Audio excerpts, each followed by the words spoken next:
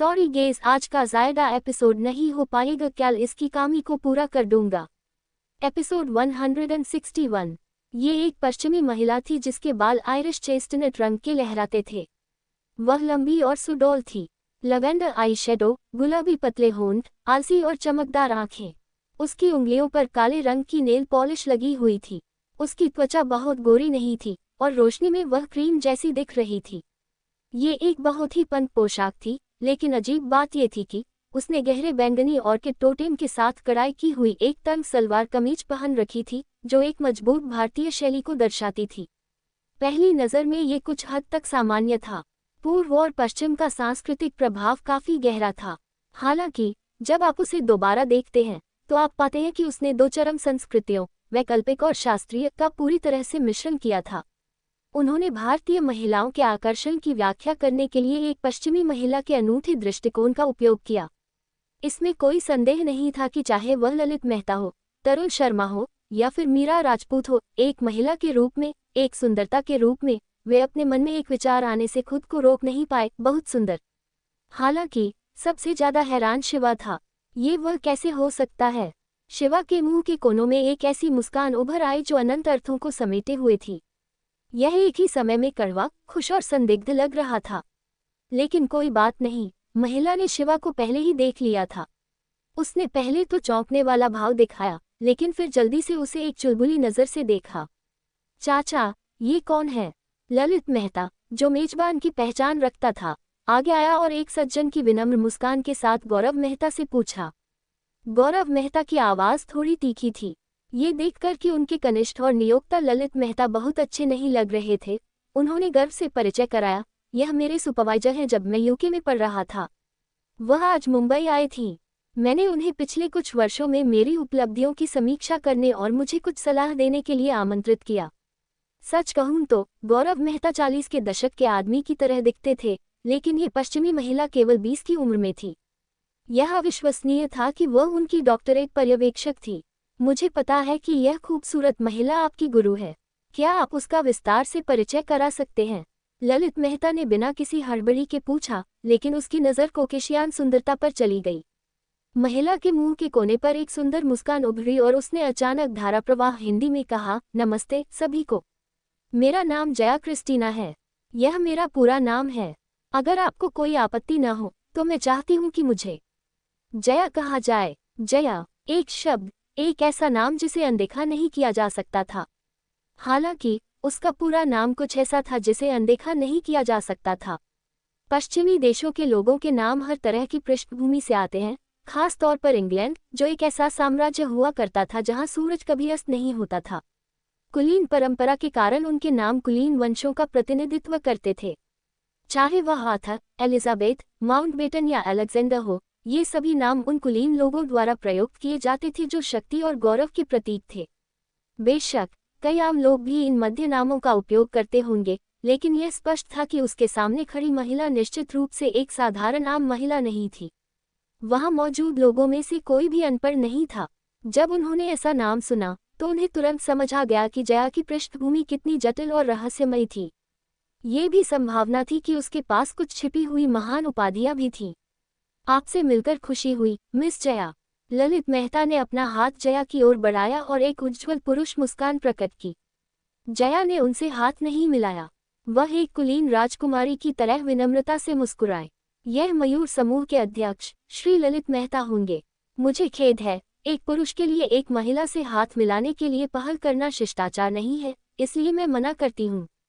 इस तरह के सीधे इनकार से ललित मेहता को थोड़ी शर्मिंदगी हुई, लेकिन आसपास के लोगों को नहीं लगा कि जया दिखावा कर रही है। ऐसा लग रहा था जैसे जया को ऐसा ही होना चाहिए। गौरव मेहता ने भौहें सिकुड़ते हुए कहा, ललित, मेरे शिक्षक के प्रति असभ्य मत बनो। जल्दी करो और तैयार हो जाओ। हमने अभी तक शिक्षक का स्वागत नहीं किया है। ओह ठीक है। हालांकि ललित मेहता थोड़ा नाखुश था, लेकिन उसने इसे नहीं दिखाया। उसने एक अनुयायी का आदेश दिया और व्यवस्था करने चला गया। जया ने उत्सुकता से पूछा, लिटिल गौरव, स्वागत से तुम्हारा क्या मतलब है? लिटिल गौरव, यह उपाधि स्वाभाविक रूप से गौरव मेहता के लिए थी। सभी ने आश्चर्य से गौरव मेहता को देखा। उन्हें उम्मीद नहीं थी कि प्रोफेसर मेहता, जो 40 वर्ष से अधिक उम्र के थे, को उनके शिक्षक, जो एक विदेशी थे, लिटिल गौरव कहेंगे। गौरव मेहता का चेहरा लाल हो गया, लेकिन उसने उपेक्षा करने की हिम्मत नहीं की और तुरंत जवाब दिया, मैम, इसका मतलब है कि अभी अभी आए मेहमान को अच्छा खाना खिलाना। ओह, स्वागत है, मैंने एक नया हिंदी शब्द सीखा, हे। जया बहुत खुश लग रही थी। वह 17 या 18 साल की लड़की की तरह हंसी। उसने शिवा और दूसरों की तरफ देखा और पूछा, ये हैं? ललित मेहता ने तुरंत परिचय दिया, ये इस व्यापारिक सहयोग में हमारे सहयोगी हैं। आज मैं उन्हें अंतिम अनुबंध को अंतिम रूप देने के लिए प्रयोगशाला में नई पर्यावरण अनुकूल सामग्रियों के परिणाम देखने के लिए लाया हूँ। मुझे उम्मीद नहीं थी कि मिस जया आएंगी। मिस जया मेरे चाचा की शिक्षिका हैं। मुझे लगता है कि आप हमें कुछ पेशेवर और शैक्षणिक सलाह दे सकती हैं। जया ने हैरानी भरी नज़र से शिवा को देखा। उसे समझ में नहीं आ रहा था कि यह आदमी अचानक कंपनी की जांच टीम का सदस्य कैसे बन गया। गौरव मेहता ने देखा कि जया ने कुछ नहीं कहा और सोचा कि उसके शिक्षक नाखुश हैं। उसने तुरंत असंतुष्ट होकर कहा, ललित, तुम शिक्षक से इतनी सहजता से सलाह कैसे मांग सकते हो? क्या आप शिक्षक की पहचान जानते हैं? भले ही royal academy of sciences, Lawrence Berkeley प्रयोगशाला, मैसाचुसेट्स इंस्टीट्यूट ऑफ टेक्नोलॉजी की लिंकन प्रयोगशाला, जर्मनी की इंपीरियल प्रयोगशाला और वे शीर्ष विश्वविद्यालय शिक्षक को देखने के लिए आमंत्रित करना चाहते हो, शिक्षक जाने के लिए तैयार नहीं हो सकता है। क्या आपको लगता है कि शिक्षक की सलाह लापरवाही से दी जा सकती है? लिटिल गौरव, तुम फिर से बहुत ज्यादा बोल रहे हो। जया ने गौरव मेहता को घूर कर देखा। मुखर गौरव मेहता तुरंत चुप हो गया और जया की ओर चापलूसी भरी मुस्कान के साथ मुस्कुराया। हालांकि वे गौरव मेहता द्वारा बताए गए विश्व प्रसिद्ध वैज्ञानिक अनुसंधान संस्थानों और प्रयोगशालाओं के बारे में ज्यादा नहीं जानते थे, लेकिन वहां मौजूद हर कोई जानता था कि जया निश्चित रूप से एक मास्टर है जिसने वैज्ञानिक समुदाय में एक महत्वपूर्ण भूमिका निभाई है। ये कल्पना करना मुश्किल था कि वह वास्तव में एक छोटी लड़की थी। तरुण शर्मा भी थोड़ा हैरान हुआ। वह थोड़ा सभ्य था और उसने झिझकते हुए पूछा, मिस जया, क्या आप नोबेल पुरस्कार विजेता हैं? जया ने मुस्कुराकर अपना सिर हिलाया, नहीं, मैंने कभी कोई पुरस्कार नहीं जीता। मेरे शिक्षक लगातार 3 वर्षों से नोबेल पुरस्कार के लिए अंतिम निर्णायक रहे हैं। पुरस्कार जीतना कोई बड़ी बात नहीं है। गौरव मेहता ने फिर से बड़बड़ाया जैसे कि यह सम्मान उसने जीता हो। ये खबर बेहद चौंकाने वाली थी। कहा गया कि दुनिया का सबसे बड़ा नोबेल पुरस्कार इसी लड़की ने तय किया था। यहाँ तक कि ललित मेहता जैसे शांत व्यक्ति, जो एक बड़े परिवार और एक बड़ी कंपनी के सीईओ हैं, को भी उस युवा श्वेत महिला के लिए एक तरह का विस्मय महसूस हुआ जो उनके सामने अविश्वसनीय रूप से सुंदर थी। उसे उसके करीब आने की इच्छा के लिए शर्मिंदगी महसूस हुई जो अभी अभी पैदा हुई थी। उसकी खुद की कुल संपत्ति शायद उसकी नज़र में कुछ भी नहीं थी। मिस जया, अगर आपने अपनी यात्रा यहाँ समाप्त कर ली है, तो हम व्यवस्थित रेस्तरां में क्यों नहीं चलते? आपके लिए मुंबई आना और हमारे द्वारा स्वागत किया जाना दुर्लभ है। मेहमानों को प्राथमिकता दी जानी चाहिए। ललित मेहता ने मुस्कुराते हुए और ठंडे पसीने के साथ कहा, धन्यवाद श्री ललित, लेकिन मैं पहले एक पुराने दोस्त से मिलना चाहती हूँ। जया की नज़रें शिवा के चेहरे पर पड़ी। मीरा राजपूत, जो शिवा के बगल में थी, भी एक महिला थी। वह अधिक संवेदनशील थी। जब से जया दिखाई दी, उसने हमेशा महसूस किया था कि जया और शिवा एक दूसरे को जानते हैं और उनका रिश्ता साधारण नहीं था। इस समय उसने आखिरकार अपने विचारों की पुष्टि की। वह वास्तव में यह नहीं समझ पा रही थी कि शिवा ऐसी महिला को क्यों जानता होगा जिसमें सुंदरता और ज्ञान का सही संयोजन है। अस्पष्ट रूप से मीरा राजपूत को अपने दिल में थोड़ी खटास महसूस हुई। हालांकि वह भी एक बेहतरीन सुंदरता थी, लेकिन उसके सामने जया अपने सुंदर और आकर्षक रूप के अलावा एक महान स्वभाव की थी। ये कुछ ऐसा नहीं था जिसकी तुलना जमीनी स्तर पर पैदा हुई मीरा राजपूत कर सकती थी। शिवा, जो चुप था, ने अंततः सभी का ध्यान आकर्षित किया। ललित मेहता और मीरा राजपूत को छोड़कर प्रयोगशाला में लगभग हर कोई ये विश्वास नहीं कर सका कि यह साधारण युवक ऐसी असाधारण महिला से परिचित था। गौरव मेहता सोच में पड़ गया कि शिवा एक निश्चित क्षेत्र में विशेषज्ञ था और वह उसे पहचान नहीं पाया। ललित मेहता अपने पूरे शरीर पर ठंडे पसीने को रोक नहीं पाया। उसकी मुस्कान कॉकटेल्स खाने से भी ज्यादा कड़वी थी। निश्चित रूप से हार स्वीकार करने का उसका फैसला सही था। इस स्तर की महिला से परिचित होना, ये शिवा निश्चित रूप से एक साधारण व्यक्ति नहीं था। शिवा ने जया की खूबसूरत नीलम नीली आंखों को उम्मीद से भरा हुआ देखा। उसने अपने दिल में भावना के साथ आह भरी और सिर हिलाया। चलो बाहर चलते हैं और बात करने के लिए एक शांत जगह ढूंढते हैं। उसके बाद शिवा ने अपने शरीर पर से सुरक्षात्मक सूट उतार दिया और सबसे पहले बाहर निकल गया। जया बिना सुरक्षात्मक सूट पहने अंदर आई थी, इसलिए वह सीधे दरवाजे से बाहर चली गई। इससे कई लोगों को लगा कि वे किसी दूसरी दुनिया से आए लोग हैं। ललित मेहता और अन्य लोग कुछ हद तक असमंजस में थे और मीरा राजपूत की आंखें थोड़ी उदास थीं। जया की अचानक उपस्थिति ने उसे जीवन में पहली बार शक्तिहीन महसूस कराया। ऐसा लग रहा था कि उसकी अच्छी बहन अंजलि रावत के अलावा उसके सामने कई बाधाएं थीं। अनुसंधान संस्थान के पीछे घना जंगल था। जंगल में गिरे हुए पत्तों से भरा एक छोटा सा मंडप था। आमतौर पर वहां कोई लोग नहीं होते थे, लेकिन इस समय ये शिवा और जया के लिए एक दूसरे का सामना करने के लिए एक अच्छी जगह बन गई। मंडप के कोने में खड़े होकर और एक खंभे के सहारे झुककर शिवा ने एक सिगरेट निकाली और उसे धीरे धीरे फूंका। उसने अपना सिर नीचे किया और ऐसा लगा जैसे वो कुछ सोच रहा हो। उसने कुछ नहीं कहा। जया शिवा के सामने 2 मीटर से ज्यादा की दूरी पर चुपचाप खड़ी थी। उसकी चमकीली आंखें सीधे शिवा को देख रही थीं। उसके चेहरे पर उत्साह और खुशी से भरी मुस्कान थी। ऐसा लग रहा था कि वह इससे तृप्त नहीं हो पा रही थी। काफी देर बाद शिवा ने फुसफुसाकर कहा, पुराने दोस्त, आप कैसे हैं? ये पहले जैसा ही है। हर किसी के जीवन में बस तुम्हारा अस्तित्व गायब है। जया ने जवाब दिया, यह अच्छा है। शिवा ने राहत के साथ सिर हिलाया। जया एक क्षण के लिए चुप रही और पूछा, हेडिस, क्या तुम सचमुच वापस नहीं जा रहे हो? शिवा ने ऊपर देखा, मुझे हेडिस मत कहो। मैं अब अपना असली नाम इस्तेमाल कर रहा हूँ। तुम मुझे शिवा कह सकते हो। वैसे मैं नासिक में अनामिका इंटरनेशनल में काम करता हूँ। अब मैं एक साधारण शहरी आदमी हूँ। जया की अभिव्यक्ति बहुत दिलचस्प थी। वह हंसने ही वाली थी, लेकिन उसने खुद को जबरन रोका और ताली बजाते हुए कहा, बधाई हो शिवा, तुम्हारा परिवर्तन आखिरकार सफल हो गया। शिवा खुद को हंसने से रोक नहीं पाया। हाँ, मैं आधे साल से ज्यादा समय से भारत में वापस आ गया हूँ। मैंने न केवल कुछ नए दोस्त बनाए, बल्कि मैंने शादी भी कर ली और एक परिवार भी बसा लिया। मैं आखिरकार एक सामान्य जीवन जी सकता हूँ। तुम शादीशुदा हो? जया का खूबसूरत चेहरा तुरंत पीला और पीला पड़ गया। एपिसोड 162।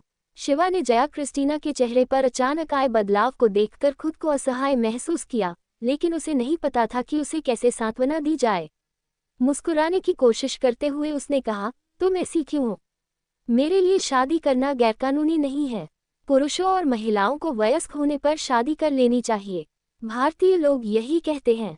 जया ने अपना सिर नीचे किया और अपनी आंखों के कोनों को पोंछते हुए ऊपर देखा और कहा, हाँ, मुझे आपको बधाई देनी चाहिए। अंडरवर्ल्ड की हमारी रानी लेडी परसेफोन एक बहुत ही खूबसूरत महिला होनी चाहिए। शिवा ने कहा, बहुत सुंदर, लेकिन वह नहीं जानती कि उसका इतना अजीब खिताब है।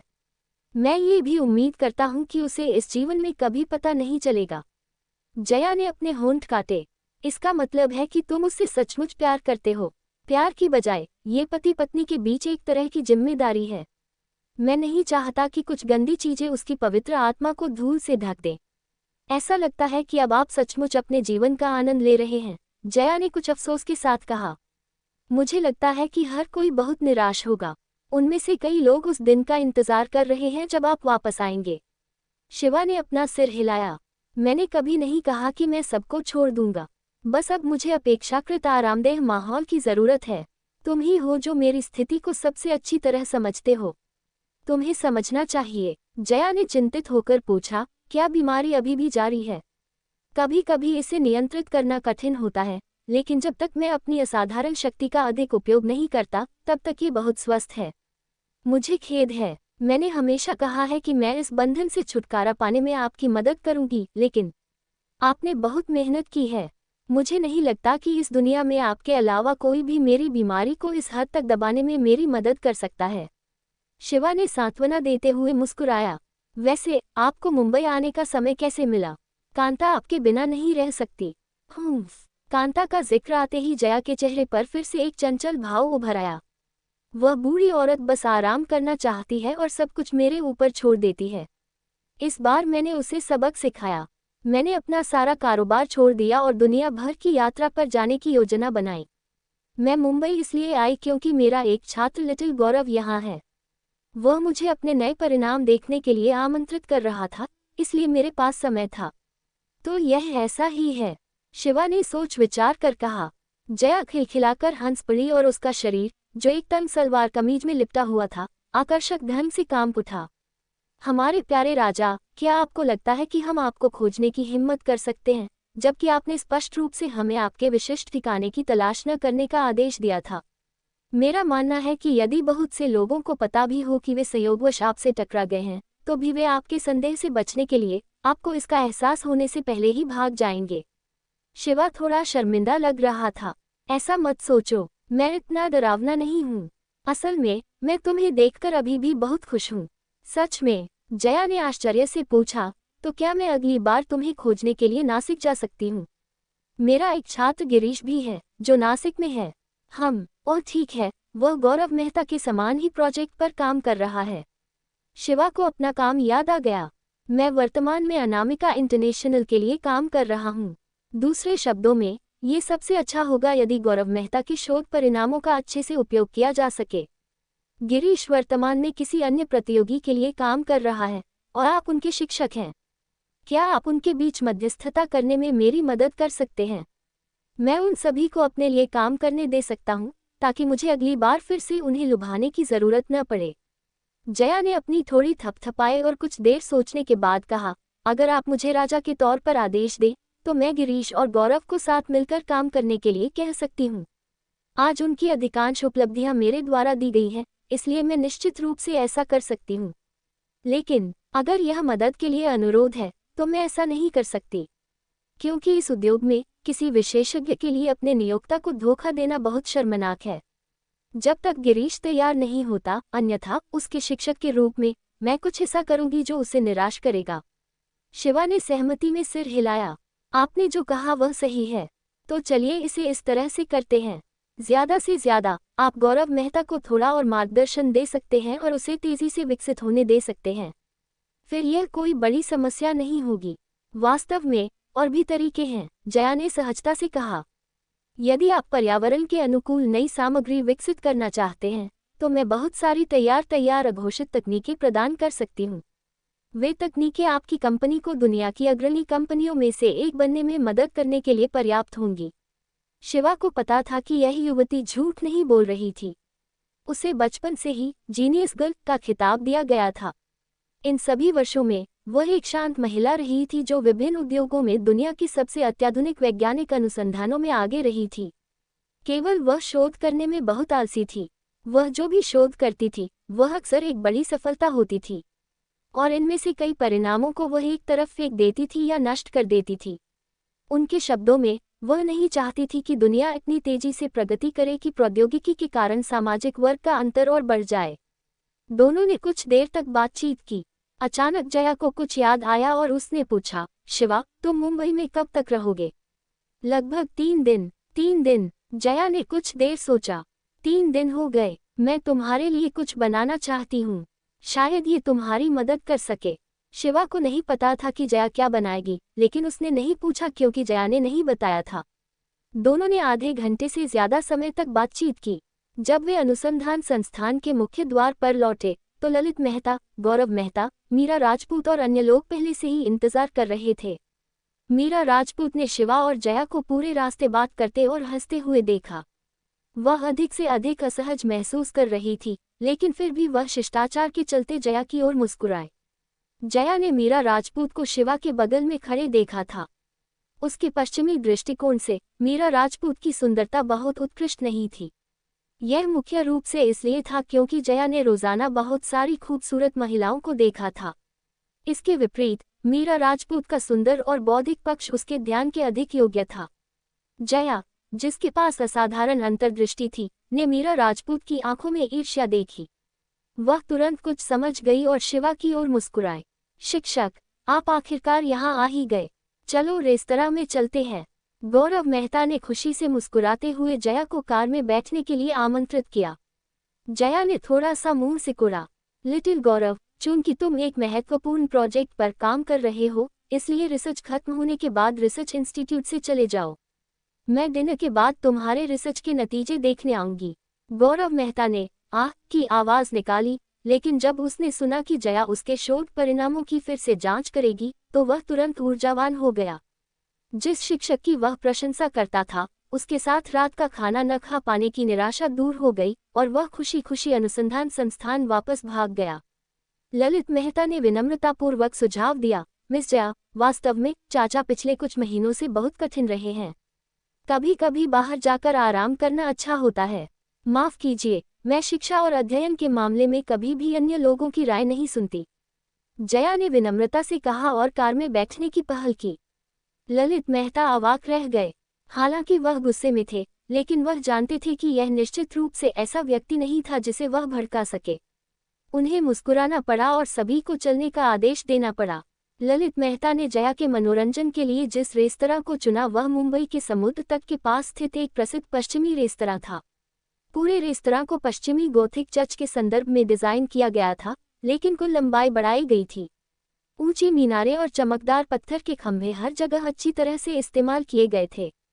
धब्बेदार फूलों वाली कांच की खिड़कियों से एक गमगीन और गंभीर माहौल का एहसास होता था। लेकिन जब खिड़कियों से होकर भोजन कक्ष में सूरज की तेज रोशनी आती थी, तो आसपास के डिजाइन की अनोखी भारतीय शैली एक दूसरे के साथ प्रतिध्वनित होती थी, जिससे सामंजस्य की भावना पैदा होती थी। वे समुद्र के नज़ारे वाली एक आरक्षित गोल मेज पर आए। सभी के बैठने के बाद उन्होंने जल्दी से पश्चिमी व्यंजनों का एक सेट मंगवाया। वेटर द्वारा व्यंजन परोसने का इंतजार करते हुए ललित मेहता, जो कि मेजबान थे, पहले से ही थोड़े डरे हुए थे, लेकिन फिर भी उन्होंने खुद को ये पूछने के लिए मजबूर किया, मुझे नहीं पता कि मिस जया और श्री शिवा की मुलाकात कैसे हुई। क्या ऐसा हो सकता है कि आप दोनों ने पहले भी साथ काम किया हो? इस सवाल ने वहां मौजूद कई लोगों को भी परेशान कर दिया, खास तौर पर मीरा राजपूत को। उनके लिए शिवा को ऐसी महिला के साथ रखना वाकई मुश्किल था। आखिरकार दोनों का स्वभाव, बोलचाल और व्यवहार बहुत अलग था। जब मैं विदेश में थी तब हम बस कुछ बार मिले थे। श्री शिवा ने मेरी थोड़ी मदद की, इसलिए हम एक दूसरे को जान पाए, जया ने बहुत उदारता से कहा। सभी को अचानक एहसास हुआ, इस तरह का काम मेहनत वाला काम होगा, जबकि ललित मेहता को लगा कि शायद शिवा ने जया की किसी को मारने में मदद की है। आखिरकार शिवा की युद्ध शक्ति उनके लिए असामान्य रूप से भयानक थी। उनमें से कुछ लोग बीच बीच में बातें करते रहे, और जब वेटर ने व्यंजन परोस दिया तो मूल रूप से आलसी शिवा को अचानक महसूस हुआ कि कुछ गड़बड़ है। उसके दाहिनी ओर मोटा तरुण शर्मा बैठा था। वह व्यंजन परोसने वाला पहला व्यक्ति था। इस समय उसने चाकू और कांटा उठा लिया था। वेटर द्वारा लाए गए मुख्य व्यंजन को देखते हुए खाने के लिए तैयार था। वेटर अपने बाएं हाथ में एक बड़ी प्लेट और दूसरे हाथ में एक सफेद तौलिया पकड़े हुए था। वह एक सौम्य मुस्कान के साथ आया। शिवा खड़ा हुआ और अचानक वेटर और तरुण शर्मा के बीच खड़ा हो गया।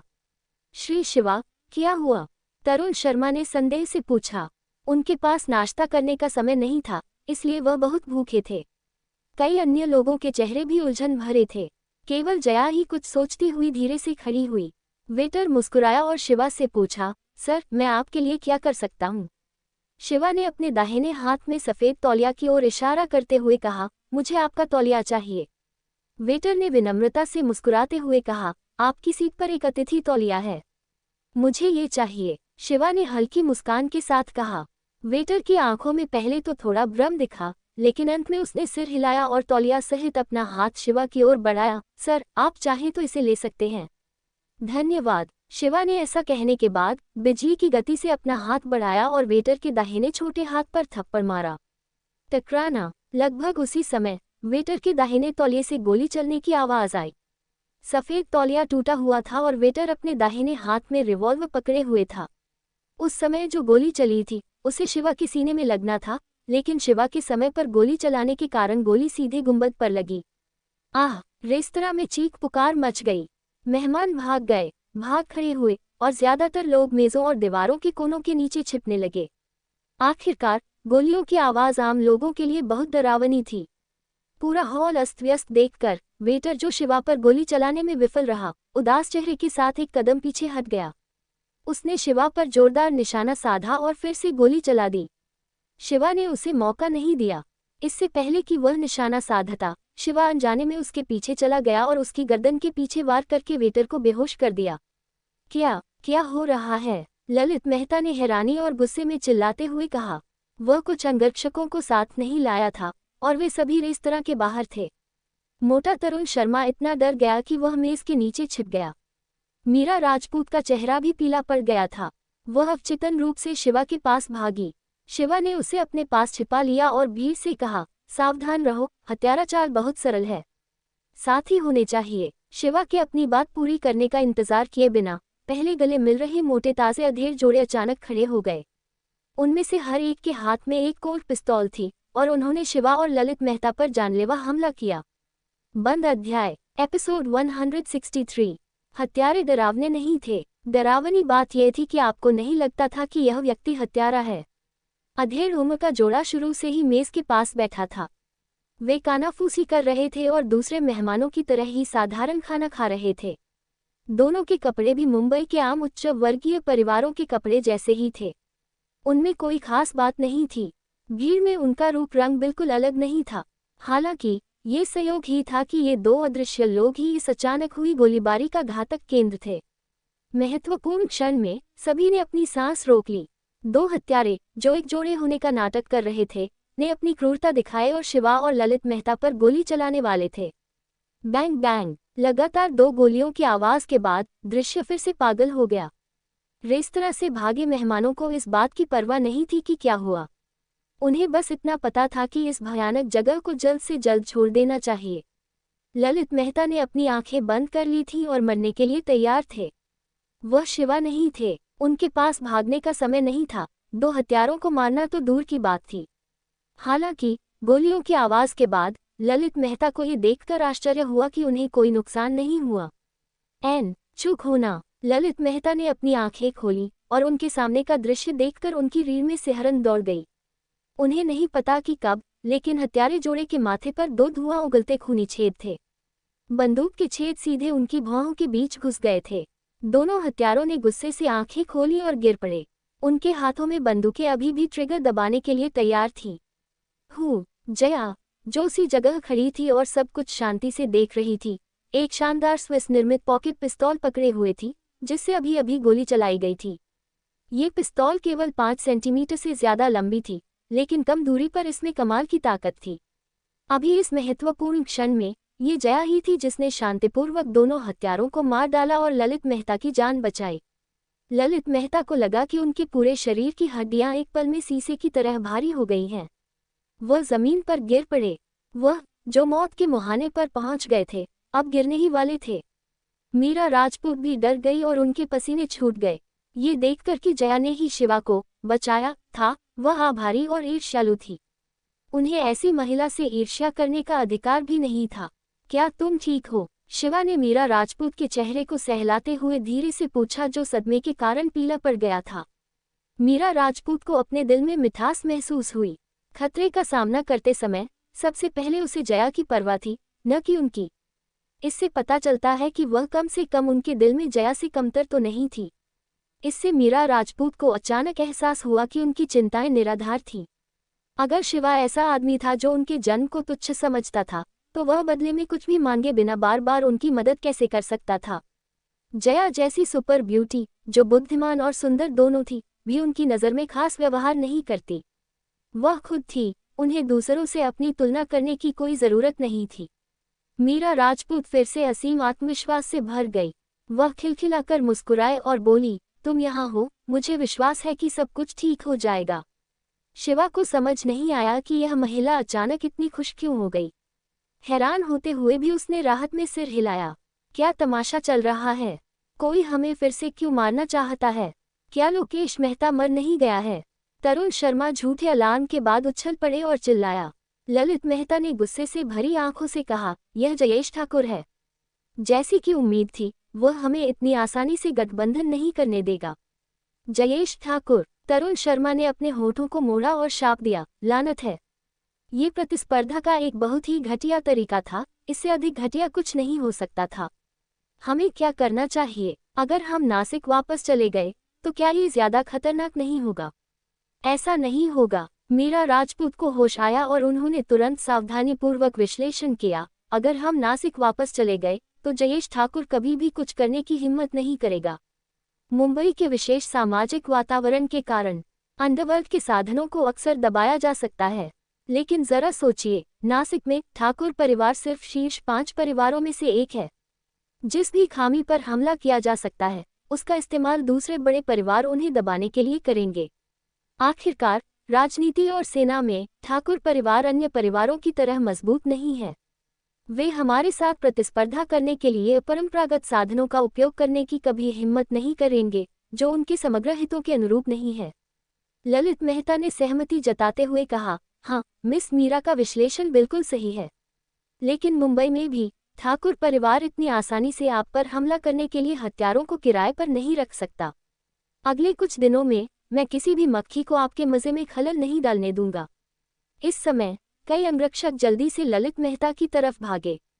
ललित मेहता द्वारा फटकार लगाए जाने के बाद ललित मेहता ने फिर से आदेश दिया, तुरंत सभी सबसे कुलीन भाइयों को जुटाओ। अगर अगले कुछ दिनों में कोई दुर्घटना होती है तो आपको खुद ही इससे निपटना होगा। इसके अलावा शिव शक्ति गैंग के श्री जैन से संपर्क करें। मुझे मुंबई के अंदर और बाहर सभी भूमिगत हत्यारों की निगरानी करने के लिए उनकी शक्ति की आवश्यकता है। उसके बाद ललित मेहता ने मुड़कर जया को प्रणाम किया जो चुपचाप काली चाय पी रही थी। मेरी जान बचाने के लिए धन्यवाद मिस जया।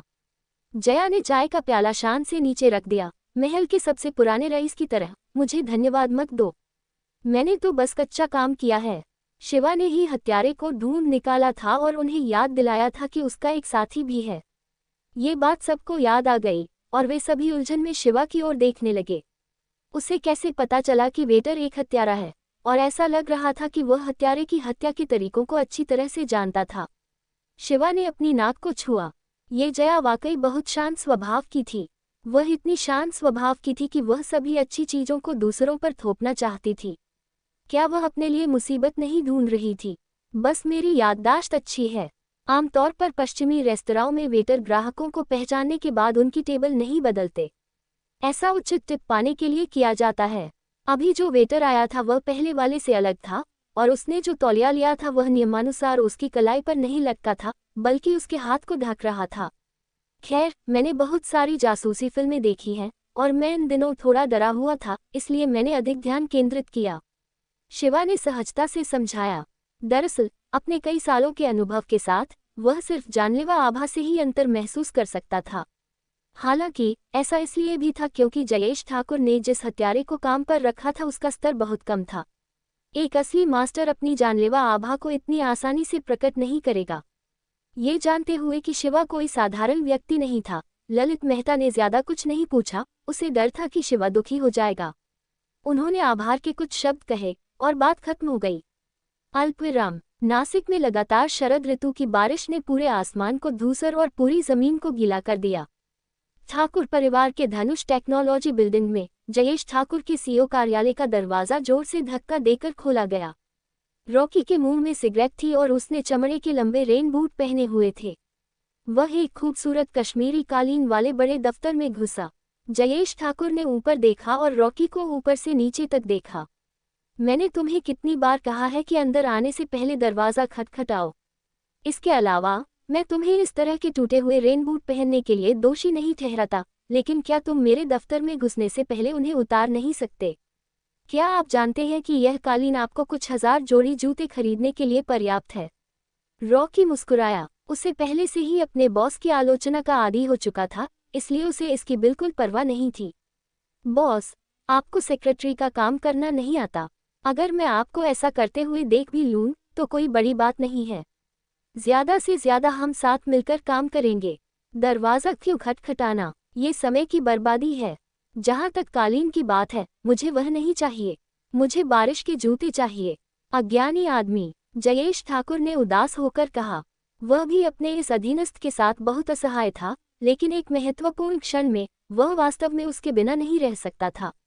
वह केवल गंभीर मामलों के बारे में पूछ सकता था। मुंबई में स्थिति कैसी है? ये काम नहीं आया। मुझे नहीं पता कि एक कोकेशियान महिला कहाँ से आई, लेकिन उसने जोड़े की देखभाल की। उसकी शूटिंग कौशल तेज है। टीएस। मुझे आश्चर्य है कि क्या वह बिस्तर में भी अच्छी है। रॉकी ने आह भरी। कोकेशियान। जयेश ठाकुर ने इस बारे में सोचा। पता लगाने की कोशिश करो कि वह कोकेशियान महिला कौन है। इसके अलावा मयूर रिसर्च इंस्टीट्यूट की निगरानी करना बंद मत करो। गौरव मेहता को पकड़ने का कोई भी मौका मत छोड़ो। रॉकी ने सहमति जताई। बॉस, क्या आप कुछ और हत्यारे भेजना चाहते हैं?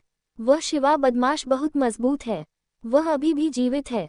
कोई जरूरत नहीं है। जयेश ठाकुर खड़ा हुआ और फर्श से छत तक मजबूत कांच की खिड़की के पास चला गया।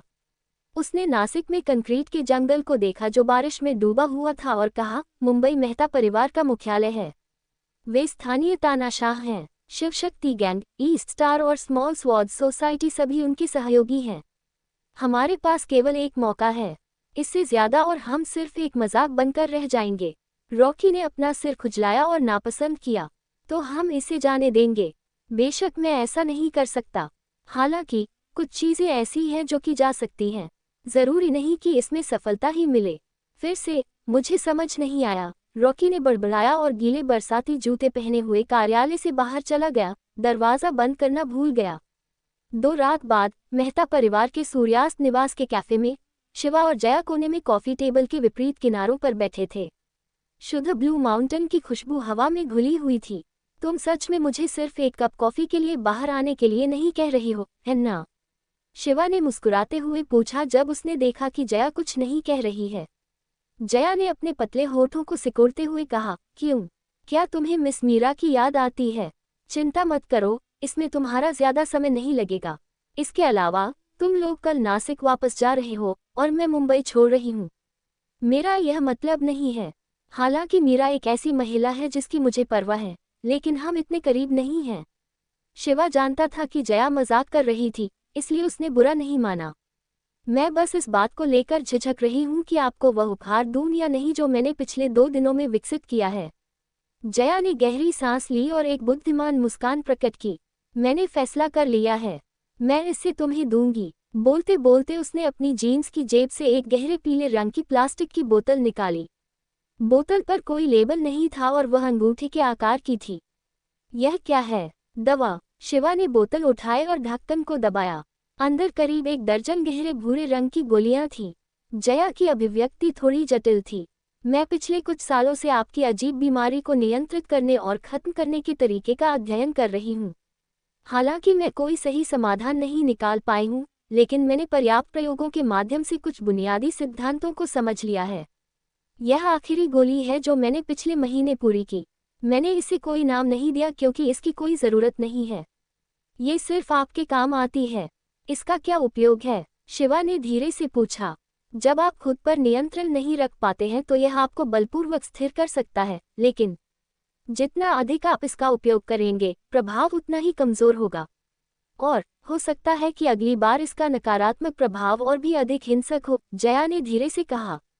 दूसरे शब्दों में, यह एक तरह का धीमा असर करने वाला जहर था। यह आपको कुछ समय के लिए दर्द महसूस करने और पागल होने से तो रोक सकता था, लेकिन अंत में आप इसकी वजह से अपनी इंसानियत पूरी तरह खो सकते थे। शिवा चुप हो गया और फिर वह कड़वाहट से मुस्कुराया। क्या तुम मुझे नुकसान पहुंचा रहे हो या बचा रहे हो? आप इसका इस्तेमाल न करने का विकल्प चुन सकते हैं। मैंने इसे निकाल दिया क्योंकि मैं आपसे कुछ भी छिपाना नहीं चाहती। जया ने थोड़ी उम्मीद के साथ शिवा की ओर देखा। आप मुझे जानते हैं, मैं इसे मना नहीं कर सकता। बेशक, मैं आशा करता हूं कि मैं इसका उपयोग नहीं करूंगा। ये कहते हुए शिवा ने बोतल अपनी पैंट की जेब में रख ली। जया ने आह भरी, मुझे पता था। बंद अध्याय। एपिसोड 164। मुंबई से नासिक वापस आने वाला विमान रात के 10 बजे उतरा। रात का हवाई टिकट अपेक्षाकृत सस्ता था, इसलिए भले ही आप हमेशा बिजनेस क्लास में यात्रा करते हो, लेकिन हर बार आपके लिए दिन का टिकट खरीदना असंभव था। हवाई अड्डे से बाहर निकलते हुए तरुण शर्मा और उनके छोटे सहायक ने घरेलू आगमन भवन के प्रवेश द्वार पर शिवा को अलविदा कहा। इस बार मोटे आदमी को इस व्यापारिक यात्रा में बहुत कुछ सहना पड़ा। वह डरा हुआ था और उसे अपने प्रिय के साथ मीठे दिनों का आनंद लेने के कई मौके नहीं मिले। मीरा राजपूत ने रात में नासिक की नम और ठंडी हवा में सांस ली और धीरे से कहा, क्या आप घर जा रहे हैं? शिवा ने सिर हिलाया। क्या आप चाहते हैं कि मैं आपको भेजूं? नहीं, मेरी कार भी पार्किंग में है और यह अच्छी नहीं है। मीरा राजपूत ने अचानक शिवा को आंख मारी। भले ही आप एक रखेल हो, आपको सचेत रहना चाहिए। आपने 1 सप्ताह से अपनी वैध पत्नी को नहीं देखा है और मैं आपके पुनर्मिलन में खलल नहीं डाल सकती। ये वाक्य बोलना ही अपने आप में एक प्रकार का खट्टा स्वाद था और शिवा थोड़ा शर्मिंदा था। मीरा राजपूत आगे बढ़ी, अपनी कोमल बाहें फैलाए और शिवा को गले लगाया उस आदमी की खुशबू को सूंघा और फिर उसे जाने दिया। वह कुछ कदम पीछे हटी और शिवा की ओर हाथ हिलाया। हालांकि मैं बहुत अनिच्छुक हूँ, फिर भी अलविदा। उसके बाद मीरा राजपूत मुड़ी और अपना सूटकेस लेकर गराज की ओर चल दी। रात की रोशनी में उसका पतला शरीर आत्मविश्वास से भरा और स्वतंत्र दिख रहा था। शिवा ने उसे भावुक होकर जाते हुए देखा। आज रात के बाद अगली बार जब वे कंपनी में मिलेंगे तो वे केवल मौन सहमति वाले सहकर्मियों की तरह ही साथ रह सकेंगे। इस तरह की दबी हुई भावनाएं स्पष्ट रूप से मीरा राजपूत के लिए अनुचित थीं, लेकिन शिवा, जिसने कभी इस तरह की भावनात्मक समस्या का सामना नहीं किया था, केवल प्रकृति को अपने तरीके से चलने दे सकता था। सागर विहार स्थित विला में लौटते समय हॉल में लाइट जल रही थी। शिवा ने सूटकेस को कोने में फेंक दिया, ये सोचकर कि यह मां शांता थी जो उसका इंतजार कर रही थी। लेकिन जब वह करीब गया तो सोफे पर बैठा व्यक्ति अंजलि रावत था। अंजलि रावत ने गुलाबी भारी सूती पजामा और पायजामा पैंट पहना हुआ था, जिस पर रंगीन धब्बे लगे हुए थे। उसके बाल खुले हुए थे और वह चांद की तरह सफेद सोफे पर बैठी हुई थी और उसके हाथ में एक फैशन पत्रिका थी। वह शांत और सौम्य लग रही थी और उसकी हमेशा की तरह ठंडी आभा बिना किसी निशान के गायब हो गई थी। अंजलि रावत ने अपना सिर उठाया जब उसने शिवा को कमरे में प्रवेश करते देखा। रोशनी में उसका बेदाग चेहरा शुद्ध क्रिस्टल की तरह दिख रहा था। उस पर भावना का एक भी निशान नहीं था, जैसे कि उसने उसे देखा ही न हो। उसने अपनी आंखें झपकाईं और अभिवादन के रूप में सिर हिलाया। शिवा ने कड़वाहट से मुस्कुराया। उसने शुरू में सोचा था कि उसकी प्यारी पत्नी अचानक बदल गई है और एक अच्छी पत्नी और मां बनना चाहती है, रात में अपने पति के घर आने का इंतजार कर रही है। लेकिन ऐसा लग रहा था कि वह उसे बिल्कुल भी गंभीरता से नहीं ले रही थी। शिवा आगे बढ़ा और अंजलि रावत के प्यारे पजामे को दिलचस्पी से देखा। तुम पहले से ही एक वयस्क हो, इसलिए तुम्हें सेक्सी पजामा पहनना चाहिए। ये पजामा छोटी लड़की के लिए अधिक उपयुक्त है। यह मेरी दादी की ओर से एक उपहार है और मुझे इसकी आदत है। अंजलि रावत ने बिना पलक झपकाए पत्रिका को देखना जारी रखा। जब आप किताबें खरीदते हैं तो आप एक नवधनाढ्य की तरह दिखते हैं। मुझे उम्मीद नहीं थी कि आप इतने मितव्ययी होंगे। आज मेरी दादी का जन्मदिन है। जब मुझे उनकी याद आएगी तो मैं ये पजामा पहनूंगी। अंजलि रावत ने पत्रिका एक तरफ रख दी और शांति से कहा, इसके अलावा मुझे कपड़े खरीदने की जरूरत नहीं है, क्योंकि कंपनी खुद कपड़े बेचती है। शिवा को अचानक समझ आ गया। कोई आश्चर्य नहीं कि अंजलि रावत ने उसके कमरे में उसके लिए इतने सारे नए कपड़े तैयार किए थे। इसलिए उसे ज्यादा मेहनत करने की जरूरत नहीं थी। उसे बस अनामिका इंटरनेशनल के फैशन डिपार्टमेंट स्टोर से एक बैच लाने की जरूरत थी। कॉफी टेबल से बनी हुई कॉफी उठाते हुए अंजलि रावत ने एक घूंट लिया और पूछा, क्या बातचीत सुचारू रूप से हुई? क्या आप प्रक्रिया के बारे में पूछ रही हैं या परिणाम के बारे में? क्या कोई अंतर है? अंजलि रावत ने पूछा। हाँ, प्रक्रिया रोमांचक और जटिल थी, लेकिन परिणाम सहज था और हमने कार्य पूरा कर लिया, शिवा ने उत्तर दिया। अंजलि रावत ने उसे कुछ देर तक घूरते हुए कहा, क्या आप मुझे रोमांचकारी और जटिल हिस्सा बता सकते हैं? ओह, यह कोई बड़ी बात नहीं है।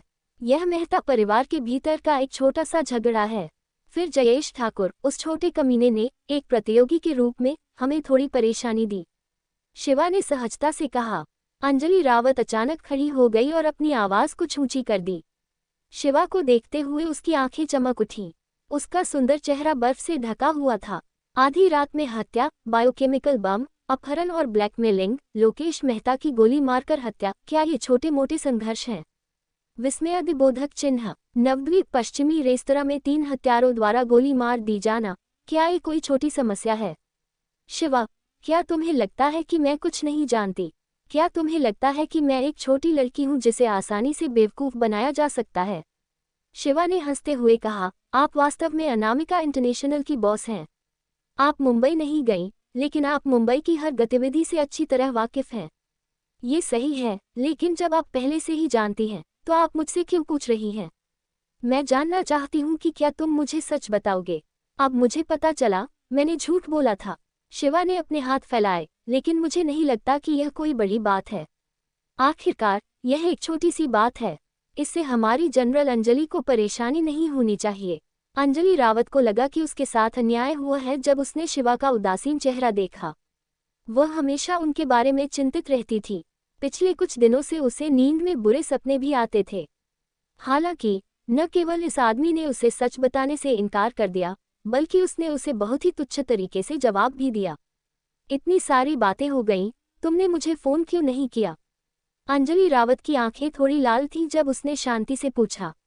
शिवा ने गंभीर चेहरे के साथ कहा, हम पर हमला किया जा रहा है और हम खतरे में हैं, आप नहीं। अगर मैं तुम्हें बुलाऊं तो तुम क्या कर सकोगी? क्या आप चाहती हैं कि हम सीधे नासिक वापस जाएं? या फिर आप व्यक्तिगत रूप से मुंबई आकर बमों और गोलियों के खिलाफ हमारे साथ काम करना चाहती हैं? लेकिन मैं आपकी वरिष्ठ अधिकारी हूं। क्या आपको इतने बड़े मामले की रिपोर्ट मुझे नहीं करनी चाहिए? अंजलि रावत ने गुस्से में कहा।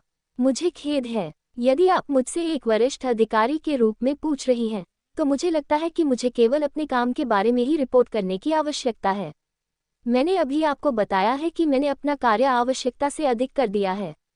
जहां तक मेरे साथ जो कुछ हुआ, वह मेरा निजी मामला है, इसलिए मुझे नहीं लगता कि मुझे आपको इसकी सूचना देने की आवश्यकता है, जनरल अंजलि।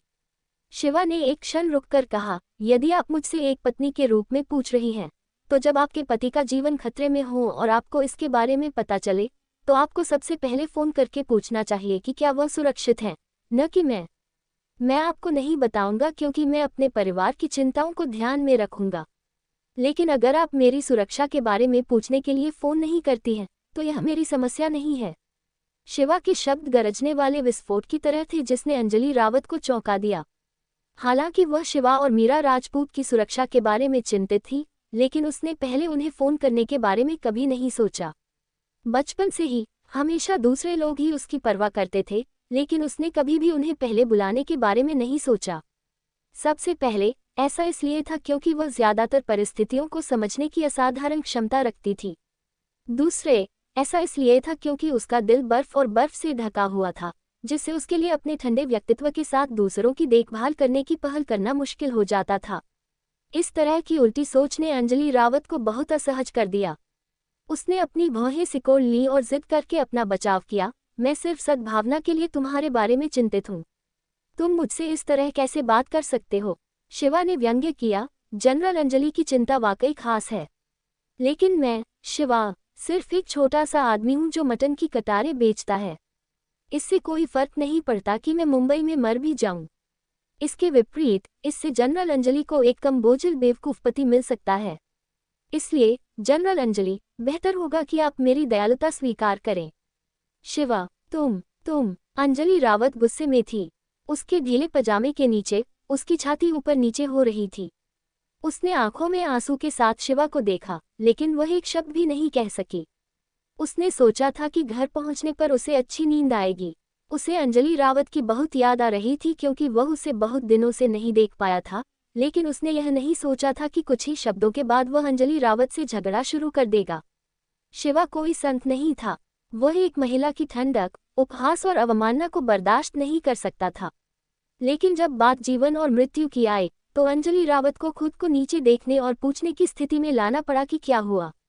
वास्तव में, वह सब कुछ समझ गई थी, जिससे शिवा के लिए इसे स्वीकार करना कठिन हो गया। वह अपने इस घटिया पति को अस्वीकार कर सकती थी, लेकिन सौभाग्य से उसे कुछ नहीं हुआ। लेकिन मीरा राजपूत उसकी सबसे अच्छी दोस्त थी। वह उसे सांत्वना देने के बारे में नहीं सोचती थी, जिससे शिवा नाराज हो जाता था। साफ शब्दों में कहें तो यह महिला बहुत ही असंवेदनशील थी।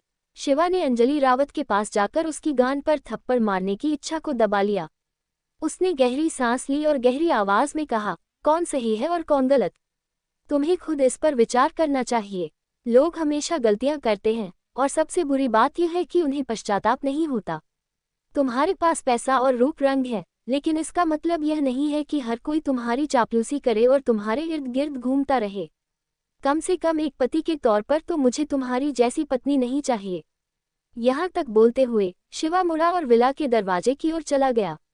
ये देखकर कि शिवा घर पहुंचते ही जाने वाला था, अंजलि रावत को सीने में दर्द महसूस हुआ। हाँ, मैं न केवल उसकी वरिष्ठ हूँ, बल्कि उसकी पत्नी भी हूँ। धीरे धीरे उसे एहसास हुआ कि उसने जो किया वह काफी अच्छा नहीं था, और उसने जो कहा वह बहुत अनुचित था।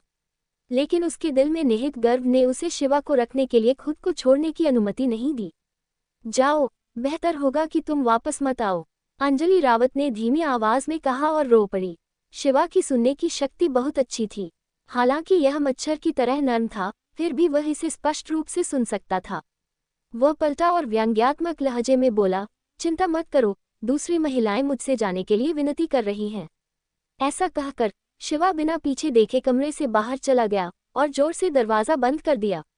लिविंग रूम में जब अंजलि रावत ने दरवाजा पटकने की आवाज सुनी तो उसका शरीर अचानक नर्म पड़ गया, मानो उसने अपनी सारी ताकत लगा दी हो। वह सीधे फुदकती कालीन पर बैठ गई और आंसू बह निकले। बंद अध्याय। एपिसोड 165। सागर विहार की दूसरी मंजिल पर जो दरवाजा खुला रह गया था उसे खोला गया। मां शांता बेज पजामा पहने हुए धीरे धीरे बाहर निकली। अंजलि रावत को अकेले रोते हुए देखकर मां शांता ने आह भरी और धीरे धीरे नीचे चली गई। अंजलि रावत के पास आकर मां शांता ने नीचे बैठकर अंजलि के कंधों को थपथपाया। बेटी, रोना मत, अगर तुम ज्यादा रोओगी तो ये तुम्हारे स्वास्थ्य के लिए बुरा होगा। मां शांता। अंजलि ने अपनी आंखों में आंसू भरकर अपना सिर उठाया। मां शांता को देखते हुए, जिसके चेहरे पर एक प्रेमपूर्ण भाव था, उसने खुद को मां शांता की बाहों में फेंक दिया और रोते हुए कहा, मां शांता, शिवा ने कहा कि वह मुझे नहीं चाहता। वह दूसरी महिला को खोजने गया है। मां शांता ने अंजलि की पीठ थपथपाए और गर्मजोशी से कहा, बेटी, शिवा बस गुस्से में ऐसा कह रहे थे। अगर वह वास्तव में आपको नहीं चाहते थे तो उन्होंने आपसे इतना कुछ नहीं कहा होता। आपके लिए उनका प्यार गहरा है और उनकी जिम्मेदारी भी गहरी है। इस समय अंजलि एक छोटी लड़की की तरह थी जो अपने बड़ों से रो रही थी। उसके पास अनामिका इंटरनेशनल की सीईओ जैसा बिल्कुल भी रुतबा नहीं था। वह इतनी नाजुक थी कि लोग उससे प्यार करना चाहते थे। मुझे भी पता है कि मैंने अच्छा प्रदर्शन नहीं किया, लेकिन वह इतना उग्र क्यों था? उसकी मुस्कान बहुत ठंडी थी और मुझे लगा कि मेरा दिल दुख रहा है। बेटी, मैंने ऊपर से सब कुछ सुन लिया है। आपको शिवा के साथ वैसा व्यवहार नहीं करना चाहिए जैसा आप कंपनी में करती हैं। मां शांता ने अंजलि के लंबे बालों को छुआ और उसकी आंखों के कोने में आंसू पोंछे। उन्होंने धीरे से कहा, मां शांता ने ज्यादा पढ़ाई नहीं की, लेकिन मेरी राय में एक महिला को अपने जीवन में कई चरणों से गुजरना पड़ता है। प्यार, शादी, पत्नी होना, बच्चों को जन्म देना, मां बनना। ... जब ये सब चीजें अच्छी तरह से की जाती हैं, तो जब एक महिला बूढ़ी हो जाती है तो उसे लगेगा कि उसका जीवन पूरा और संतोषजनक है। चाहे वह अपने करियर में कितनी भी सफल क्यों न हो, एक महिला के रूप में अंत में याद करने के लिए बहुत कुछ नहीं होगा। मैं भी एक अच्छा जीवन जीना चाहती हूँ, लेकिन वह हमेशा इतना उदासीन रहता है। मैं चिंतित हो जाती हूँ और गुस्सा होने से खुद को रोक नहीं पाती। अंजलि ने बड़बड़ाया, बेटी, अगर शिवा प्रगति नहीं करना चाहते हैं तो आपके लिए उन पर दबाव डालना बेकार है। महत्वपूर्ण बात यह है कि शिवा आपके दिल में है। देखिए, क्या शिवा ने संजय गुप्ता के मामले के लिए व्यापारिक यात्रा पर जाने की पहल नहीं की? इसका मतलब यह है कि वह आपकी परवाह करता है और संजय गुप्ता से ईर्ष्या करता है। मां शांता ने मुस्कुराते हुए कहा, चूंकि इससे दामाद गंभीरता से काम में भाग ले सकता है, इसलिए भविष्य में इस समस्या को सुधारने के लिए हमेशा अन्य तरीके होंगे। इसमें जल्दबाजी करने से दामाद को केवल घृणा महसूस होगी। अंजलि ने सहमति जताई, लेकिन फिर उदास होकर कहा, लेकिन उसके कई महिलाओं के साथ कई अस्पष्ट रिश्ते हैं। सिर्फ कंपनी में ही, मैंने सुना है कि जनसंपर्क विभाग में 3 महिलाओं के साथ उसके असामान्य संबंध हैं। बाहर की तो बात ही छोड़िए, मैं उस पर कैसे भरोसा कर सकती हूँ? मां शांता ने कड़वी मुस्कान के साथ कहा, बेटी, मां शांता को बहुत बातूनी होने के लिए दोष मत दीजिए। जब से आपकी शादी हुई है, शिवा ने आपके शयन कक्ष में कदम भी नहीं रखा है। पति पत्नी के बीच रोजाना होने वाली अंतरंग बातें तो दूर की बात है। शिवा एक सामान्य आदमी है। उसकी एक पत्नी है, लेकिन वह उसे छू नहीं सकता। अगर वह उसे छू नहीं सकता तो क्या यह उसकी जान मांगना नहीं है? ... बेटी, अगर एक सुंदर घड़ी नहीं घूम सकती, एक सुंदर पोशाक नहीं पहनी जा सकती और एक शानदार कार नहीं चलाई जा सकती, तो इसका कोई मतलब नहीं है। आप शिवा से यह नहीं कह सकती कि वह आपको एक प्राचीन वस्तु की तरह रखे और उस दिन का इंतजार करे जब कीमत बढ़ जाएगी, है ना? मां शांता, कौन सी प्राचीन वस्तु? इसे बेचो, ये भयानक लगता है। अंजलि शर्मा गई और उसने शरारत से मुंह बनाया। मां शांता मुस्कुराई और अंजलि के नाजुक चेहरे को थामने के लिए अपने हाथ बढ़ाए। बेटी, इसके बारे में सोचो। पूरे नासिक में कितनी लड़कियां तुम्हारी बराबरी कर सकती हैं? अगर तुम शिवा को थोड़ा कुछ दोगी तो उसका दूसरी औरतों के लिए मूड नहीं रहेगा। उस समय सब कुछ आसान हो जाएगा। भले ही बेटी उन छोटी छोटी तरकीबों का इस्तेमाल न करे, फिर भी शिवा ठीक से काम कर सकते हैं। सच में, अंजलि थोड़ा भावुक हो गई। बेशक, माँ शांता ने लोहे को तब मारा जब वह अभी भी गर्म था। ये सब माँ शांता के अनुभव से हैं। पुरुषों के विचार आखिरकार सरल होते हैं।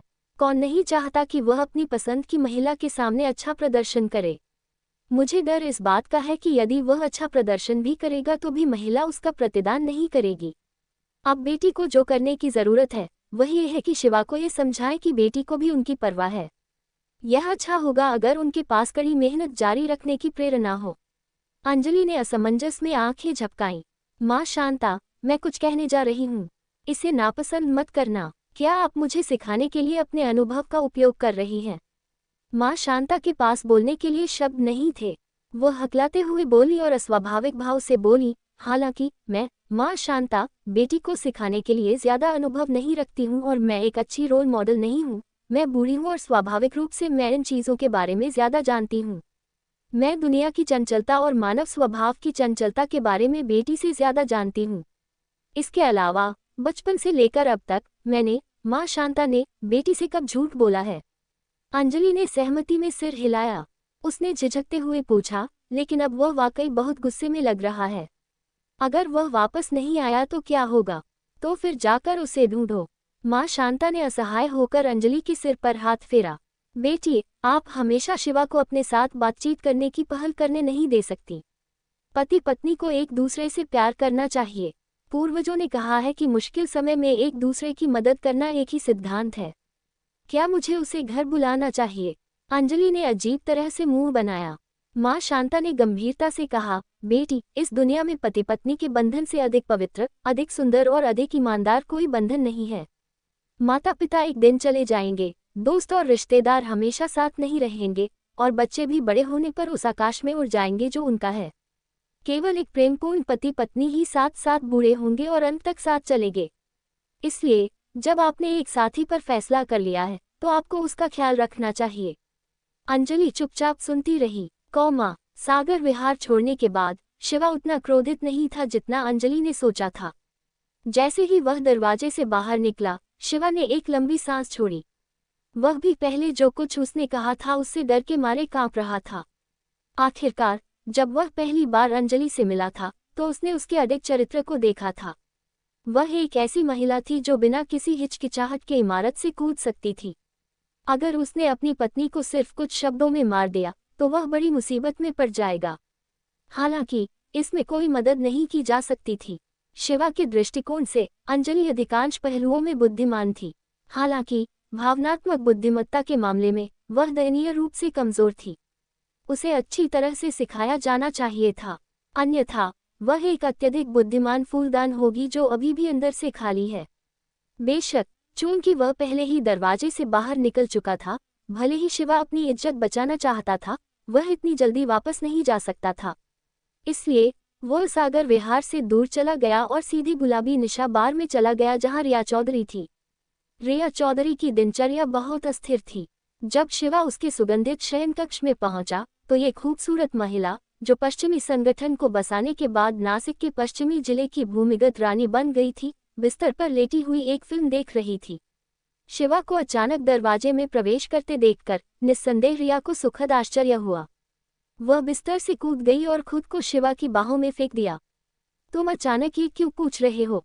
जब तुम नासिक में थे तब भी तुम अक्सर मुझे एक हफ्ते तक नजरअंदाज कर देते थे, रिया ने धीरे से कहा। शिवा शर्म से लाल हो गया। इस महिला की भावनात्मक बुद्धिमत्ता वाकई बहुत ऊंची थी। बस एक साधारण वाक्य से ही उसे उसके प्रति अपराधबोध और कोमलता का एहसास हुआ। वह खुद को रोक नहीं सका और उसे और भी ज्यादा प्यार करना चाहा। ज्यादा बात करने का कोई मतलब नहीं था। शिवा ने अन्य बातों पर बात करने से पहले अपना काम खत्म करने का फैसला किया। बिस्तर पर प्रेम के कुछ 100 दौर के बाद रिया के बढ़ते हुए मोटे और मुलायम शरीर को गले लगाते हुए रिया के शरीर को ढकने वाला मलमल का नाइट गाउन बहुत पहले ही पता नहीं कहाँ फेंक दिया गया था। वह गुलाबी शरीर शिवा की छाती से कसकर चिपका हुआ था। वह हाँफ रही थी और उसकी आंखें आधी बंद थीं। गोल और मुलायम स्तनों की जोड़ी 2 बड़े गोलार्धों में दबी हुई थी। शीर्ष पर छोटे अंगूर कभी कभी रगड़ के कारण शिवा को आनंद की तीव्र अनुभूति देते थे। हालांकि इन दिनों शिवा के साथ मीरा राजपूत भी थी, लेकिन दोनों के बीच का रिश्ता अभी भी पोषण के चरण में था। इसके अलावा ये एक व्यापारिक यात्रा थी, इसलिए वह उसे यूं ही नीचे नहीं धकेल सकता था। मीरा भी अंजलि की बाधा को आसानी से पार नहीं कर सकती थी, इसलिए वह अपनी मर्दांगी को दबा रही थी। आखिरकार रिया के शरीर से मुक्ति पाकर शिवा आराम से हेडबोर्ड पर झुक गया। उसने एक हाथ से रिया के मुलायम बालों को सहलाया। उसे थोड़ी नींद आ रही थी। रिया को काफी परेशान किया गया, लेकिन वह अभी भी बहुत खुश थी। उसने उत्सुकता से शिवा से पूछा कि वह वापस आते ही उससे क्यों मिलना चाहता है। शिवा ने यह बात नहीं छिपाई। उसने उसे बताया कि कैसे वह घर लौटा और अनामिका इंटरनेशनल की ठंडी सीईओ को सबक सिखाया। सुनने के बाद रिया खुद को हंसने से रोक नहीं पाई। वह एक तरफ पलट गई और उसकी दो मोटी बर्फ सफेद जांघें बिस्तर पर लात मारती रहीं। एक सुगंधित हवा चली, जिससे शिवा ने फिर से अपनी लार निगल ली। मैंने सोचा था कि उसकी जैसी महिला बहुत ही परिष्कृत और परिपक्व होगी। आपकी बात सुनकर पति, वह 16 या 17 साल की लड़की की तरह क्यों लग रही है। रिया को ऐसा लग रहा था जैसे उसने एक नया महाद्वीप खोज लिया हो। शिवा ने अपनी आंखें घुमाई। यह इतना अतिशयोक्तिपूर्ण नहीं है। वह तुमसे अलग है। यद्यपि आप दोनों बचपन से ही स्वतंत्र रूप से रह रहे हैं, लेकिन आपके रहने के माहौल ने आपको दुनिया की तौर तरीकों को समझने में मदद की। अंजलि के रहने के माहौल ने उसे कंपनी का प्रबंधन करना और व्यापार जगत में दूसरों के साथ प्रतिस्पर्धा करना सिखाया। परिवार और रिश्ते जैसी चीजें पूरी तरह से गड़बड़ हैं। ऐसी महिला आमतौर पर बहुत पवित्र और बहुत प्यारी होती है। दूसरे शब्दों में, उसकी अज्ञानता और अनजानेपन के कारण पुरुषों में उसकी रक्षा करने की इच्छा होती है। रिया ने मजाकिया अंदाज में कहा। शिवा ने भौहें सिकोड़ते हुए कहा, वह इतनी शांत कैसे हो सकती है। लेकिन वह थोड़ी मूर्ख है। रिया ने उसकी पिंडलियों को थपथपाया, उसकी एड़ियों को बस इतना थपथपाया कि उसके गोल नितंब छू जाएं जो हवा में खुले हुए थे, जिससे उसके नितंब लहराने लगे। उसकी ठुड्डी को दोनों हाथों से पकड़ते हुए उसने कहा, आपकी बात सुनकर मैं वास्तव में उसे देखना चाहती हूँ। यह कोई मजाकिया बात नहीं है। शिवा ने अपने होठों को सिकोड़ लिया। इसमें बड़ी बात क्या है। वैसे भी मैं उसकी स्थिति को खतरे में नहीं डालूंगी। मैं बस इस पवित्र और प्यारी पत्नी को देखना चाहती हूँ। जब वे दोनों बात कर रहे थे, रिया के उत्तम आकार को देखते हुए नीचे खड़े शिवा के छोटे भाई में फिर से हरकत करने की प्रवृत्ति थी। रिया को लगा कि स्थिति ठीक नहीं थी।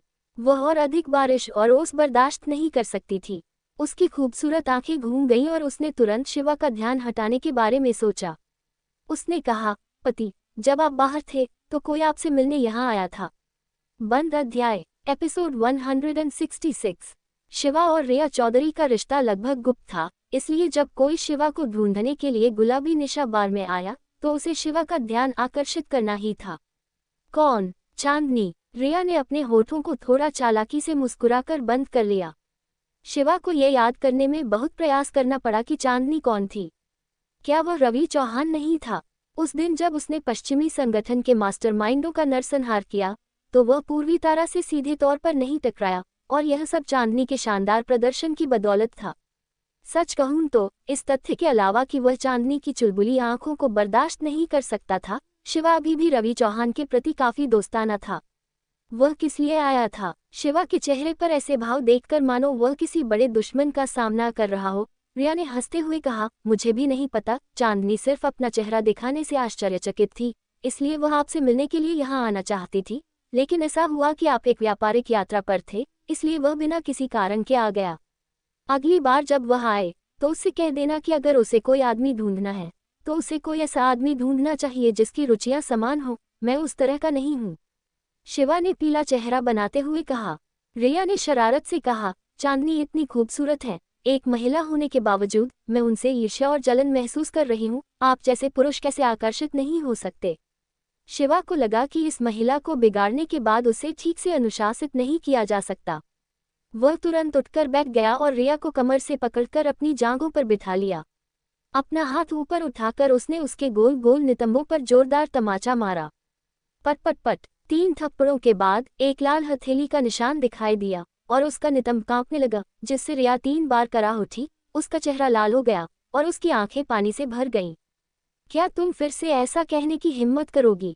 शिवा ने गुस्से का नाटक करते हुए पूछा। रिया ने डरते डरते अपना सिर हिलाया, लेकिन उसकी आंखों की मुस्कान गायब नहीं हुई। शिवा ने अपने दिल में आह भरी। इस जमाने में वह उन लोगों से नहीं डरता था जो कठोर खेलते थे, बल्कि वह रवि चौहान जैसे लोगों से डरता था जो नर्म खेलते थे। ये बिल्कुल उस तरह की बेजोड़ मार्शल आर्ट की तरह था जिसमें कठोरता को दूर करने के लिए कोमलता का इस्तेमाल किया जाता था, चालों को दूर करने के लिए कोई चाल नहीं अपनाई जाती थी। यह आपको अंदर से डर से कांपने पर मजबूर कर देगा। सुंदर होना वास्तव में पाप था। रिया को एक रात के लिए गले लगाने के बाद शिवा को अभी भी आज्ञाकारी रूप से काम पर जाना था।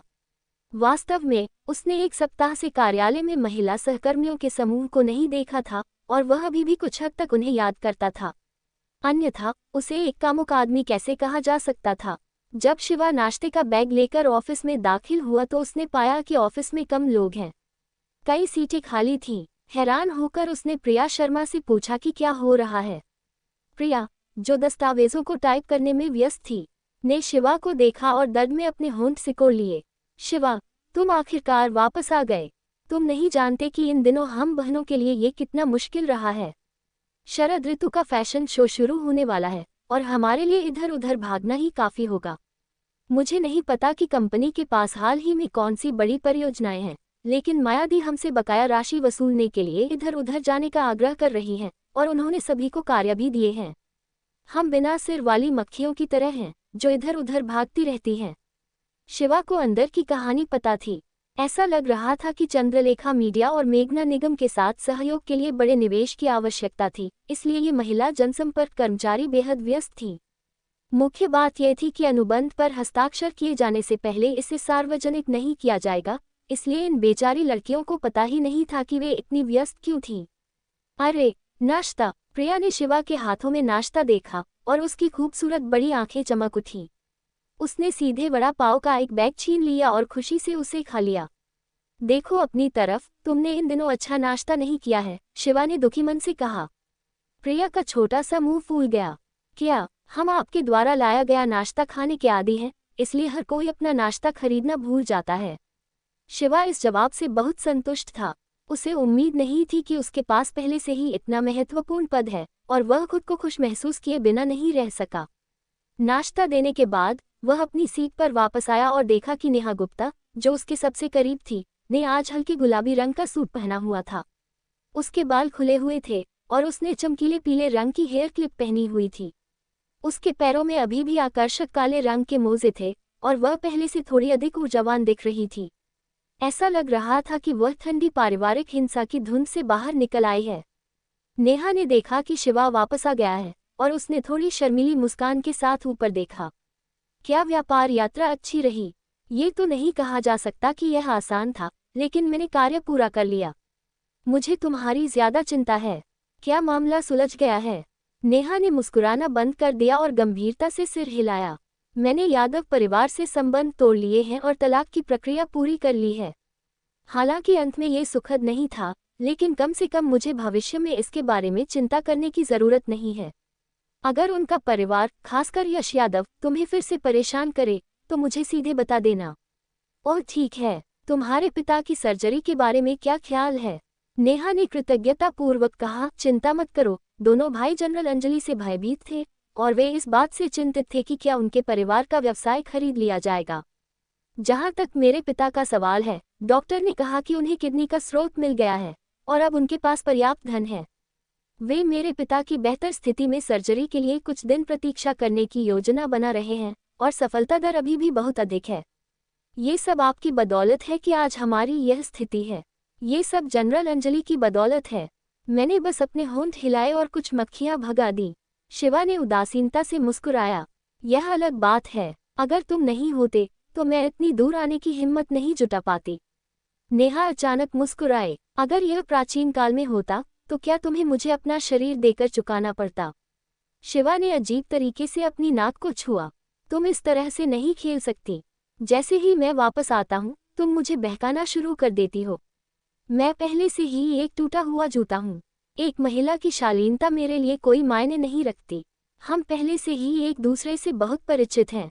अगर तुम मुझे लुभाना चाहते हो तो बस मुझे लुभाओ, नेहा ने गुलाबी चेहरे के साथ चिढ़ाते हुए कहा। नेहा के लिए संडविया में हाथ डालने का दृश्य शिवा के दिमाग में आया। इस समय परिपक्व और सुंदर युवती को देखकर, जिसने अभी अभी तलाक लिया था, वह अपने दिल में थोड़ी गर्मी महसूस करने से खुद को रोक नहीं सका। ऐसा नहीं था कि शिवा जब भी किसी महिला को देखता था तो उसे गर्मी लग जाती थी। शिवा खुद भी बहुत असहाय था। उसकी अजीब बीमारी न केवल उसे बेड़ियों में जकड़ने वाला दर्द देती थी, बल्कि कुछ अजीबोगरीब प्रभाव भी लाती थी। उदाहरण के लिए, जब बात पुरुषों और महिलाओं के बीच प्रेम की आती थी, तो उसकी सहनशक्ति विशेष रूप से मजबूत थी। यही कारण था कि रिया, जिसका शरीर बहुत अच्छा था, इसे बर्दाश्त नहीं कर पाती थी। इसका एक दुष्परिणाम ये भी था कि उसके हार्मोनों पर उसका नियंत्रण बहुत कमजोर हो गया था, जिससे उसके लिए महिलाओं के प्रलोभन का विरोध करना कठिन हो गया था। संभवतः यही कारण है कि उसके मस्तिष्क की तंत्रिकाओं में परिवर्तन हुआ। अन्यथा शिवा के व्यक्तित्व के साथ वह पहले ही काव्या मिश्रा और तन्वी शर्मा जैसी शुद्ध लड़कियों, हाई स्कूल की लड़कियों को दूर धकेल सकता था। वह इस गंदे पानी के कुंड में शामिल होने की जहमत क्यों उठाएगा? वह हमेशा से इसी तरह उलझा हुआ था। जैसे ही वह इन बातों के बारे में सोच रहा था, अचानक उसका फोन बज उठा। ध्यान से देखने पर पता चला कि यह काव्या मिश्रा का फोन था। नमस्ते काव्या। फोन के दूसरी तरफ काव्या राहत महसूस कर रही थी और उसने शिकायत की, भैया शिवा, मैं इतने दिनों से आपसे बात क्यों नहीं कर पाई? मुझे लगा कि कुछ हुआ है। शिवा दंग रह गया। ये फोन नंबर उसे अंजलि ने दिया था और उसने रेंज पर ध्यान नहीं दिया। उसे उम्मीद नहीं थी कि वह मुंबई से संपर्क नहीं कर पाएगा। यह अंजलि बहुत कंजूस थी। उसके पास इतना पैसा था कि वह इसे वैश्विक कनेक्शन पर भी खर्च नहीं कर सकती थी। उसने अंजलि को गलत समझा था। अंजलि फोन के लिए खुद ये कैसे कर सकती थी? स्वाभाविक रूप से वह इसे अपने अधीनस्थों को संभालने के लिए छोड़ देगी। सीईओ ने यह भी नहीं बताया कि किस तरह का व्यवसाय संभालना है, इसलिए क्या ये बेहतर नहीं होगा कि कुछ नज़दीकी किया जाए और बाकी पैसे अपनी जेब में रखे जाएं? असहाय होकर शिवा को उसे मुंबई की अपनी व्यापारिक यात्रा के बारे में संक्षेप में बताना पड़ा और फिर काव्या से पूछा कि मामला क्या था। काव्या ने ज्यादा कुछ नहीं पूछा और सीधे कहा, मैं भैया शिवा को बताना चाहती हूँ कि मैं अपने घर से बाहर चली गई हूँ। उसने पहले कहा था कि वह माँ लक्ष्मी को लगातार काव्या को डेट करने और शादी करने के लिए आग्रह करने से रोकने के लिए घर से बाहर चली जाएगी। उसे उम्मीद नहीं थी कि यह लड़की इतनी जल्दी घर से बाहर चली जाएगी। एक युवा और खूबसूरत लड़की इस बड़े शहर में अकेली रह रही थी।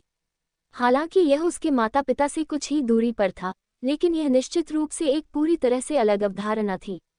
चाहे वह खुद की दैनिक देखभाल हो या सुरक्षा के मुद्दे, वह उनके प्रति लापरवाह नहीं हो सकती थी। शिवा ने तुरंत उस जगह का पता पूछा। काव्या ने मुस्कुराते हुए कहा, क्या तुम्हें वह अनाथालय याद है जहां मैं तुम्हें पिछली बार ले गई थी? आसपास कुछ 10 मंजिला अपार्टमेंट हैं। मैंने एक बेडरूम और एक लिविंग रूम वाला एक अपार्टमेंट 10,000 रुपये प्रति महीने पर किराए पर लिया। हालांकि यह थोड़ा महंगा है, लेकिन अच्छी बात यह है कि इसका अच्छी तरह से जीर्णोद्धार किया गया है और पर्यावरण भी खराब नहीं है। सबसे महत्वपूर्ण बात यह है कि स्कूल जाने के लिए बस लेना सुविधाजनक है और मैं अक्सर बच्चों को देखने के लिए अनाथालय जा सकती हूँ।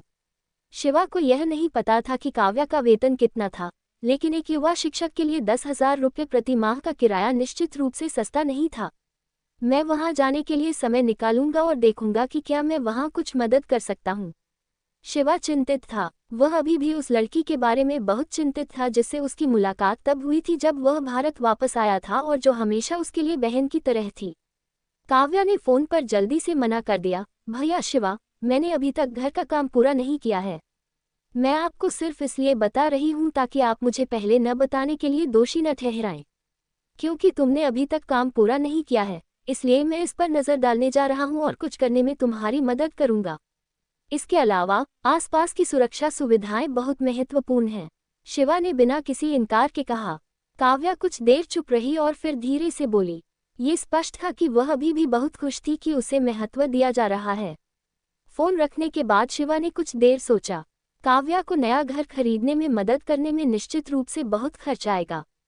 पैसे के बारे में सोचते हुए उसे लोकेश मेहता, उस मृत व्यक्ति से मुंबई की यात्रा के दौरान जीते गए 1 करोड़ रुपए के चेक का ख्याल आया। अब पैसे उसके खाते में ट्रांसफर करने का समय आ गया था। ये देखकर कि शिवा अभी अभी बैठा था और कॉल आने के बाद जाने वाला था, नेहा हैरान थी, क्या यह एक लड़की है?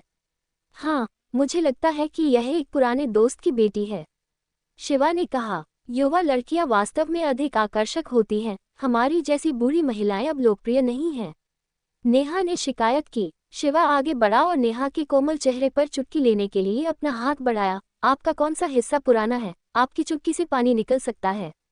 नेहा ने उस पर अपनी आंखें घुमाते हुए कहा, इतना भावुक मत हो। क्या तुम्हें सच में लगता है कि मैं चाहती हूँ कि तुम मुझे छुओ?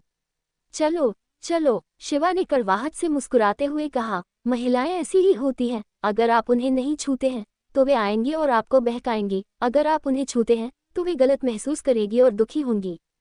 चाहे घर हो या बाहर, उन्हें खुश करना मुश्किल है, शिवा ने उदास होकर सोचा। आधे घंटे बाद शिवा भारत स्टार बैंक के नासिक मुख्यालय में पहुंच गया।